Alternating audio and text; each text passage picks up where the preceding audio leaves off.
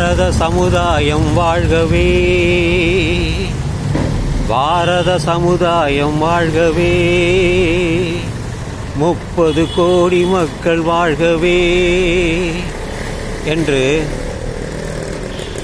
19ஆம் நூற்றாண்டில்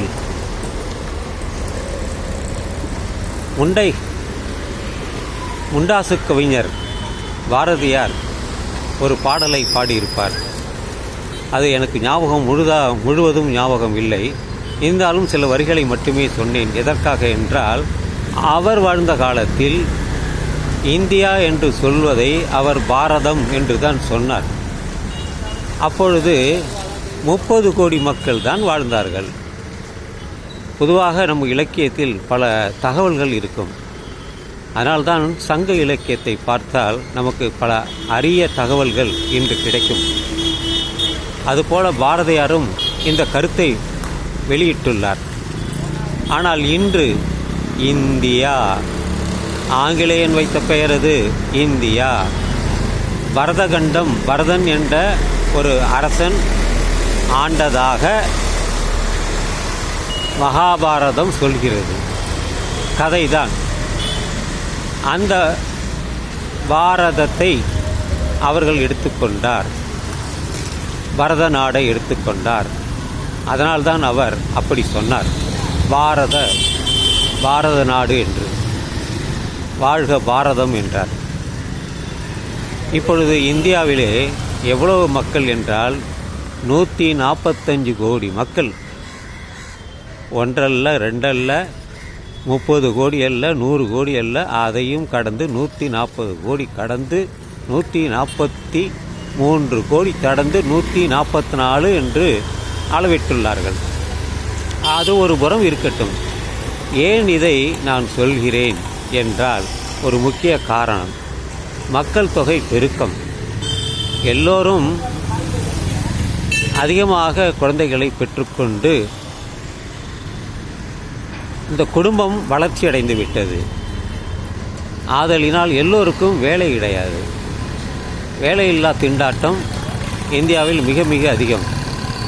அதனால் படித்தவர்கள் கூட ஏதாவது தான் தெரிந்த தொழிலை அல்லது தெரியாத தொழிலை கற்றுக்கொண்டு அவர்கள் வாழ்க்கையை நடத்துகின்றனர். இன்று நடைப்பயிற்சி வரும் பொழுது, தினமும் பல இடங்கள் வழியாக செல்லும் பொழுது, சிறிய முதலீட்டை வைத்துக்கொண்டு அவர்கள் வியாபாரம் செய்கிறார்கள். வரவழியிலேயே ஒரு மினி லாரி, அதில் வாழைப்பழத்தை முழுவதுமாக நிரப்பி அங்கே வாழை மரத்தையும் வைத்திருந்தார்கள், அந்த இலைகளையும் வைத்திருந்தார்கள். அதையெல்லாம் மக்கள் வாங்கி போகிறார்கள். கடைக்கு சென்று வாங்குவதை விட ஒரு 5 பைசா கம்மியாக இருக்கும், இல்லை 10 பைசா கம்மியாக இருக்கும் என்று வியாபாரம் செய்கிறார்கள். வீடு தேடி கல்வி என்று சொன்னது போல இப்பொழுது வீடு தேடி வியாபாரம் வருகிறது. சிறு சிறு வியாபாரிகள் எதையாவது பொருளை வாங்கி கொண்டு தெரு வழியாக கூவி கூவி விற்று அவர்கள் விற்கிறார்கள். ஏனென்றால் தொழிலை தானே தேர்ந்தெடுத்துக் கொள்கிறார்கள். தனக்கு சம்பாத்தியம் வேண்டும், பணம் வேண்டும், குடும்பம் வேண்டும், வாழ வேண்டும். அதற்கு எங்கிருந்து வருமானத்திற்கு பணம் எங்கே போவது? எல்லோரும் தொழில் தருவதில்லை. ஒரு கடையில் போனால் 3 பேர் 4 பேர், மற்றவர்கள் அரசாங்க வேலைக்கு போனால் குறைவுதான், ரயில்வேக்கு போனால் குறைவுதான்.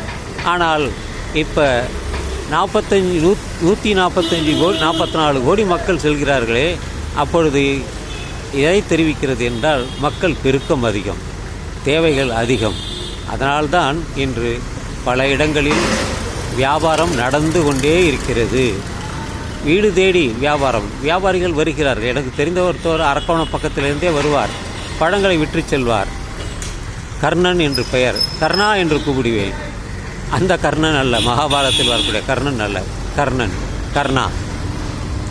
எனவே இன்று இப்படி செய்யவில்லை என்றால் நாம் நலிந்து போய்விடுவோம். வரும் வழியில் எனக்கு தெரிந்தவர் ஒருவரை பார்த்தேன். அப்படி எனக்கு மனசே சரியில்லை என்றால், அது எதற்காக அவர் அப்படி ஒரு செய்கிறார் என்றால், பணம் வேண்டும். வேலை இல்லை, சரியான வேலை இல்லை. அதாவது அவருக்கென்று ஒரு சொந்த வீடு இருக்கிறது. குடும்பத்தில் வந்த பணத்தை வைத்து ஒரு சொந்த வீடை வைத்திருக்கிறார். பிள்ளைகள் எல்லாம் படிக்கிறார்கள், மனைவி வீட்டில் இருக்கிறார். இருந்தாலும் அவர் நடந்தே என்னைப் போல் அவரும் நடந்தே வருவார். வழியில் பார்த்தேன். பார்த்த பிறகு அப்படியே ஒரு நோட்டம் அடித்தார். எனக்கு புரிந்து கொண்டது. சரி என்று என்ன இல்லை என்று சொல்லக்கூடாது என்ற ஒரு எண்ணத்தில் நான் அதை விட்டு வெளியே வந்து விட்டேன். எனவே இன்று வேலையில்லா திண்டாட்டம். எனக்கு வயது முடிந்து விட்டது, வேலை முடிந்து விட்டது. என்னுடைய நேரத்தை ஒரு நல்ல விதமாக செய்ய வேண்டும் என்பதற்காக நடைப்பயிற்சி செய்கிறேன். வீடியோவாக அதை மாற்றுகிறேன். எனது யூடியூப் சேனலில் பதிவிடுகிறேன். அது எனக்கு ஒரு பொழுதுபோக்காக இருக்கிறது. பலருக்கு உபயோகரமாக என்னுடைய கருத்துக்கள் இருக்கிறது. அதனால தான் எனக்கு ஆதரவு அதிகமாகவே இருக்கிறது.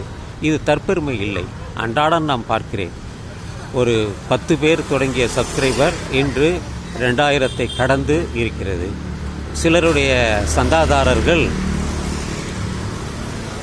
1 மில்லியன் தாண்டியோடு இருக்கிறார்கள். 10 லட்சம் கடந்தவர்கள் இருக்கிறார்கள். அவர்களுக்கெல்லாம் ஒரு மாதத்திற்கு வருமானம் 1 லட்சம் தாண்டி கிடைக்கிறது விளம்பரம் மூலம். எனக்கும் ஒரு காலத்தில் விளம்பரம் வந்தது. தற்பொழுது அது ஏனோ நின்றுவிட்டது. பணம் இல்லாமல், பணம் கொடுக்காமல் விளம்பரம் செய்தார்கள். ஏனென்றால் இன்று விளம்பரம் செய்தால்தான் பொருள்களை பல இடத்திற்கு கொண்டு சேர்க்க முடியும் என்ற நிலைக்கு இன்று வந்துவிட்டது. அதுபோல முக்கியமான ஒரு செய்தியையும் இத்தோடு நான் நினைக்கிறேன். அது என்னவென்றால், நீங்கள் பல் விளக்குகிறீர்களா? எதை வைத்து விளக்குகிறீர்கள்? ஆமாம், பல் கூச்சம் இருக்கிறதே, நின்று விட்டதா? பல்வெளி நின்று விட்டதா? அது எங்கே போச்சு? அது வலிக்கத்தான் செய்யுது. அப்படி என்றால் நீங்கள் இந்த பற்பசையை நீங்கள் பயன்படுத்துங்கள். அதிலே என்ன இருக்கிறது? உங்களுக்கு வேண்டிய மூலப்பொருள்கள் இருக்கிறது என்று சொல்லி அவர்கள் வியாபாரம் செய்கிறார்கள். அதெல்லாம் உண்மையான விஷயம் அல்ல.